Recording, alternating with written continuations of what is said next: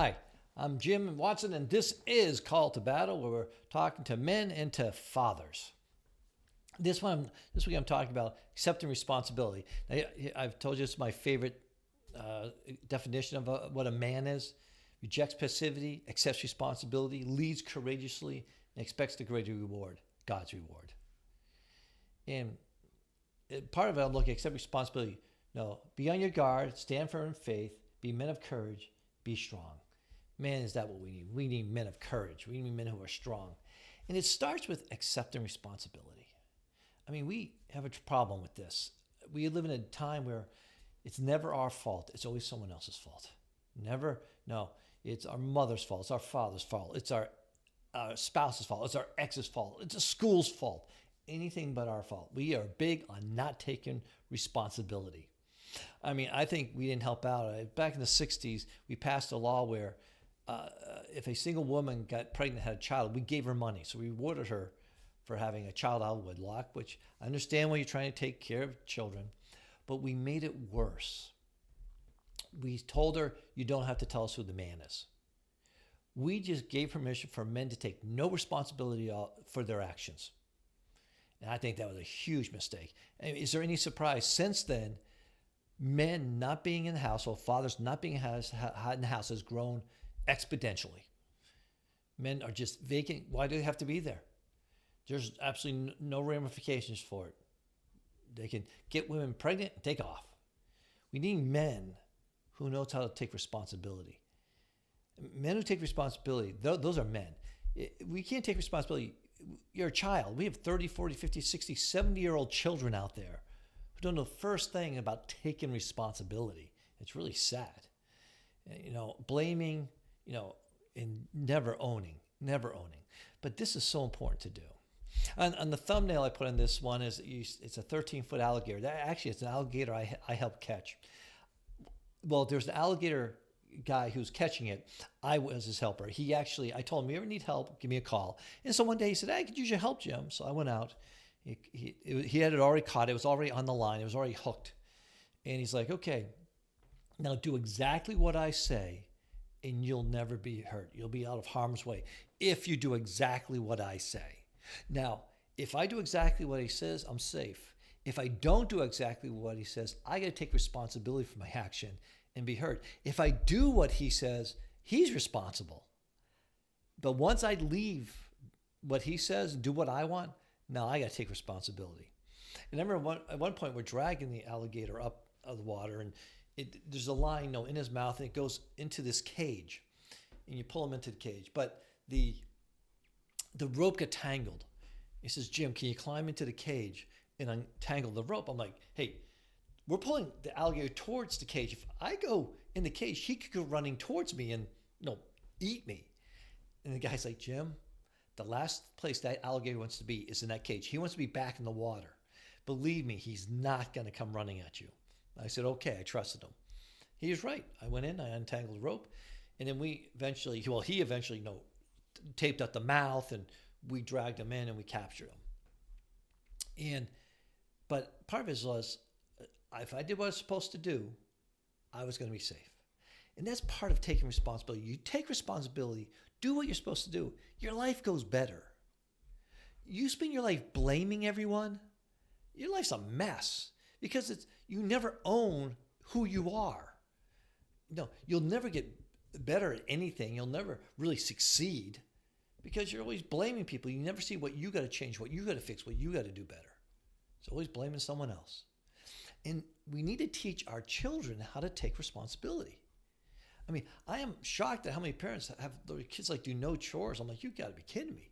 Actually, having a kid take responsibility for his household helps. It's the beginning steps of him learning to take responsibility for his life. It's those baby steps.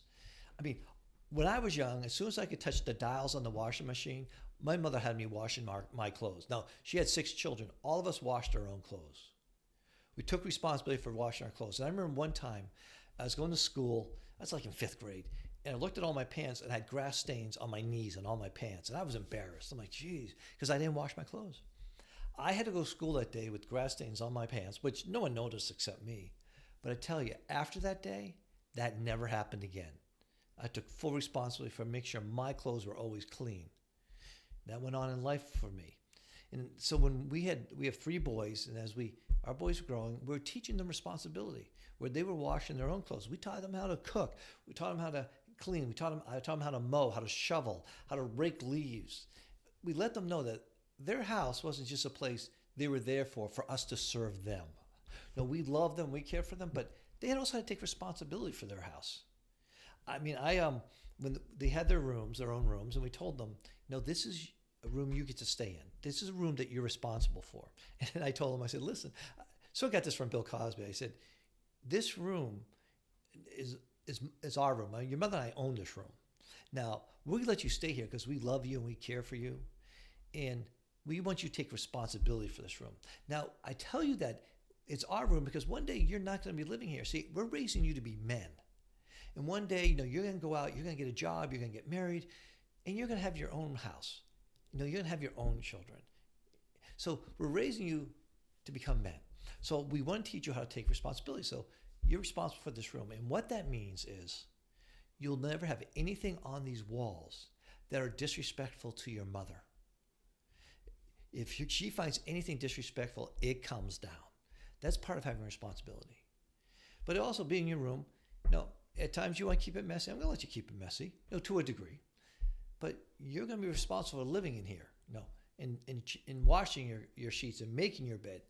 We're teaching them the little things early on to be responsible. So when they get older, they could be responsible for the bigger things. And then one thing I taught my sons was, be a man of your word. That your yes is yes and your no is no. That's from the book of James in the Bible. And I told my boys, I will always be a man of my word. And I remember one time, and my son was probably 10 or 11, as my oldest boy. And I told him that we had what we call Dad's Day. Like once a week, each week I took one of my boys out with just one-on-one with Dad. And we had a lot of three-on-one, but I made sure that each of them had one-on-one time with me. And I let them pick anywhere they wanted to go. Usually it was for dinner. So anywhere you want to eat, we'd eat. It was usually Chuck E. Cheese. And one time, I made an appointment with my oldest son, and then something came up at the church, and I made an appointment with someone else. And I remember telling my son, listen, I gotta cancel our time. We'll do it another day. I have an appointment.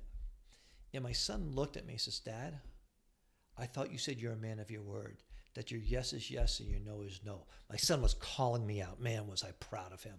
I said, son, you're exactly right. I'm a man of my word, and I broke my word, and I apologize. I'm going to fix that right now.